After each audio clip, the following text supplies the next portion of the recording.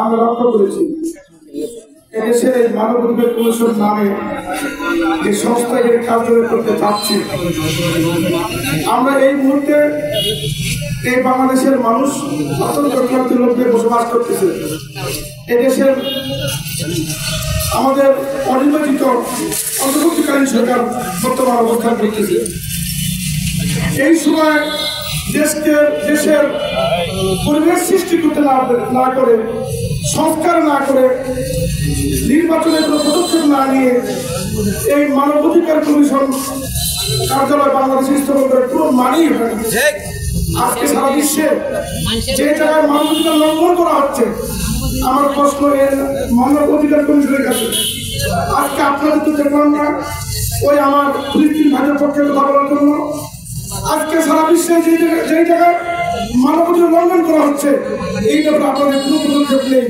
বাংলাদেশের মানুষ অত্যন্ত শান্তিপ্রিয়, বাংলাদেশের মানুষ অত্যন্ত ধর্মপ্রিয়, বাংলাদেশের মানুষ অত্যন্ত দেশপ্রিয়। এই দেশের মানবাধিকার এই অর্থাৎ এই মার্কিনের এই আত্মারা বাংলাদেশের জন্য তাদের জায়গায় দেওয়া হবে না। এই প্রতিবাদ আমরা জানাই। এই প্রতিবাদ আমাদের মুসলমানের ইমানের দায়িত্ব, এই প্রতিবাদ আমাদের ইমানি দায়িত্ব। এই প্রতিবাদ আমরা আজকে দিনাজপুরের সর্বস্তরের জমিয়তে উলামা ইসলাম বাংলাদেশ এবং বাংলাদেশের দিনাজপুর জেলা শাখার সর্বস্তরের উলামায়ে কেরামের পক্ষ থেকে আমরা প্রতিবাদ জানাই। আমরা এই প্রতিবাদ থেকে আমরা আজকে দিনাজপুর জেলার পক্ষ থেকে আমরা প্রতিবাদ জানাচ্ছি। মানবাধিকার কমিশনের কার্যালয়ের চুক্তির প্রতিবাদে আজকের আমাদের বিক্ষোভ সমাবেশ।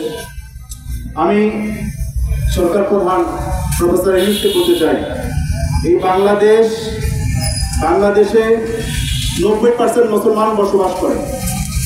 আর মানবাধিকার যদি শিখতে হয় তাহলে ইসলামে আসেন, ইসলাম মানবাধিকার শিখায়। এই 90% মুসলমান যেখানে বসবাস করে, এখানে আপনি মানবাধিকার শেখানোর জন্য কোনো কার্যালয় চুক্তি সম্পাদন করবেন, এই দেশের 90% মুসলমান সেটা মেনে নেবে না। আপনাকে তো ভাড়া করে নিয়ে আসা হয়েছে, আপনি তো ভাড়া দিয়া আপনি 1 মাস 2 মাস 3 মাস 6 মাস 1 বছর পর আপনাকে এখান থেকে চলে যেতে হবে। আপনি ভাড়া দিয়ে প্রফেসর ইউনূস, ভাড়া দিয়ে এত ক্ষমতা নেই যিনি এই সমস্ত চুক্তি করতে পারে।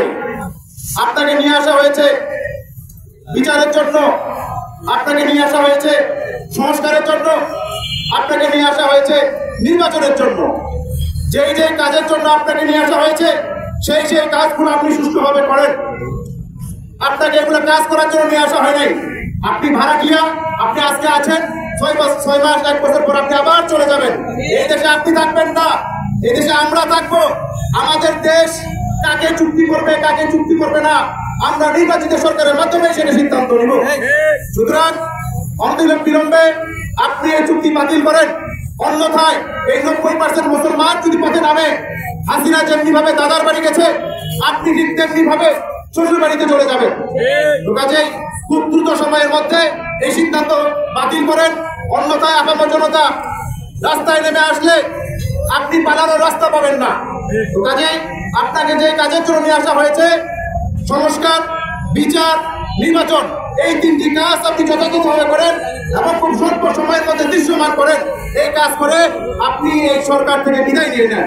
তবে জনতা, আজকে আমরা ডাক দিয়েছি, আবারও যখন সরকারকে জানাতে চাই, আপনি আমাদের নির্বাচিত কোন সরকার নন। আপনাকে সাময়িক সময়ের জন্য দায়িত্ব অর্পণ করা হয়েছে। আপনি নির্দিষ্ট সময়ের মধ্যে একটি অবাধ সুষ্ঠু নিরপেক্ষ নির্বাচন দিয়ে দায়িত্ব হস্তান্তর করবেন, আপনার দায়িত্ব এতটুকু। কিন্তু আমরা অত্যন্ত দুঃখের সাথে জানাচ্ছি, আপনার যা করণীয় ছিল আপনি তা না করে আপনি বাংলাদেশের মতো একটা শান্তিপূর্ণ দেশে জাতিসংঘের একটি শাখাকে 3 বছরের জন্য স্থান দিয়েছেন। এখন প্রশ্ন করতে চাই যে শাখাটাকে আপনি 3 বছরের জন্য বাংলাদেশে জায়গা দিলেন, এখানে কোন কোন শর্ত সাপেক্ষে জায়গা দিয়েছেন বাংলাদেশের মানুষ তা জানতে চায়। 3 বছর পরে এই চুক্তিটা পুনর্নবায়িত হবে না, 3 বছর পর তারা পুনরায় বাংলাদেশ ছেড়ে চলে যাবে, এটা আমাদের সামনে স্পষ্ট করতে হবে। শুধু তাই নয়, কোন কোন শর্তের ভিত্তিতে জাতিসংঘের মানবাধিকার কমিশনকে বাংলাদেশে বসতে দেওয়া হলো সেটা স্পষ্ট করতে হবে। সেই জাতিসংঘের মানবাধিকার কমিশন আমাদের স্বাধীনতা, সার্বভৌমত্ব, ধর্মীয় মূল্যবোধ সহ অভ্যন্তরীণ রাষ্ট্রীয় বিষয়সমূহে না গলাবে কিনা, হস্তক্ষেপ করবে কিনা, কোন কোন চুক্তি দেওয়া হয়েছে, এগুলো আমাদের সামনে পরিষ্কার করতে হবে। আমরা জানাতে চাই, আমাদের বাংলাদেশ থেকে জাতিসংঘ শান্তিরক্ষা মিশনে Bangladesh army, Bangladesh air force, Bangladesh navy এবং বাংলাদেশ পুলিশের কিছু সদস্য গোটা বাংলাদেশে, গোটা পৃথিবীতে যে সমস্ত দেশে আপনাদের জাতিসংঘের শান্তিরক্ষী পাঠানো হয়েছে, আমরা সেখানে শান্তিরক্ষী দিয়ে গোটা পৃথিবীতে আমাদের একটা শান্তিপূর্ণ অবস্থানের আমরা প্রমাণ দিচ্ছি, আমাদের বাহিনীরা দিচ্ছে। অর্থাৎ আমরা বাইরের দেশে গিয়ে শান্তি বজায় করি, আর আমাদের দেশে এসে আপনাদেরকে শান্তি প্রতিষ্ঠা করতে হবে, এটার কোনো যৌক্তিকতা নাই। দ্বিতীয় বিষয় হলো, বাংলাদেশে এই জাতিসংঘ মিশন আসলে আমাদের সমস্যা কি, এই তো প্রশ্ন। আমরা কেন রাস্তায় নামছি, আমাদের আপত্তিটা কোথায়? বাংলাদেশে কিছু ইস্যু আছে, এর মধ্যে সমকামিতা, সাম্প্রদায়িক সম্প্রীতি, সাম্প্রদায়িক সংখ্যালঘু নির্যাতন, তারপরে ট্রান্সজেন্ডার, তারপরে পার্বত্য চট্টগ্রাম বিষয়ে কিছু কথা আছে। এই বিষয়গুলো আমাদের আইন, মানবাধিকার, রাষ্ট্র সবকিছুর জন্য হুমকি স্বরূপ। কিভাবে বলি, আমাদের বাংলাদেশ সংবিধান অনুযায়ী আমাদের পেনাল কোডের 377 ধারায় সমকামিতাকে একটা দণ্ডনীয় অপরাধ করা হয়েছে। আর এই মানবাধিকার কমিশন এসে বলবে এরা কিছু সংখ্যক মানুষ সমকামিতা চায়, এটা তাদের মানবাধিকার, এটা বাস্তবায়ন করা হবে। যখন এটা আপনারা সম্পর্কে কথা বলবেন, তাহলে এটা আমার আইনের সাথে সাংঘর্ষিক হবে, বিচার বিভাগের সাথে সাংঘর্ষিক হবে। যখন হচ্ছে পার্বত্য চট্টগ্রাম নিয়ে কথা বলবে, তখন বলবেন যে এখানে যুদ্ধ লাগবে, এইভাবে সেই হবে, বাইরের দেশ থেকে শান্তিরক্ষী নিয়ে আমার দেশের স্বাধীনতা সার্বভৌমত্বকে হুমকির মধ্যে পড়বে। এই জন্য আমরা কখনোই বাংলাদেশের মধ্যে এই তথাকথিত মানবাধিকার কমিশনের শান্তিরক্ষা কমিশনকে আমরা চাই না। অতি দ্রুত এই কমিশনের চুক্তি বাতিল করে তাদেরকে যথাস্থানে প্রেরণ করা হোক।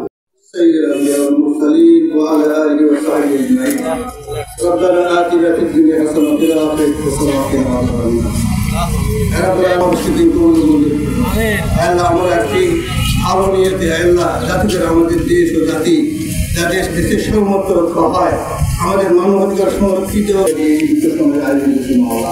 আল্লাহ, এরা তো আল্লাহ রক্তপিপাসু পৃথিবীর জায়গা জায়গায় মুসলিম দেশগুলোকে রক্তক্ষরণ করে মানবাধিকার কমিশন তথা জাতিসংঘের এই অস্থায়ী কার্যালয়কে এখানে স্থাপন করার অনুমতি দেওয়া হয়েছে। আল্লাহ আমরা এই রকমের অংশ মানিতে পারি না।